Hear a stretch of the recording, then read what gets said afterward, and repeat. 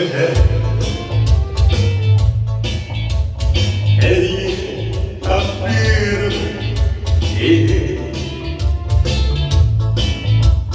ergin ömrümde segenmeye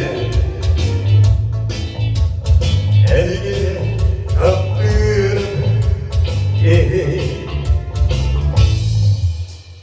Kaynakarların soğuk karanlıkların içeriye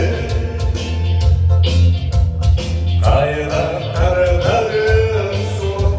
sıvastım hep yediye Kaynak dolu gülün soğuk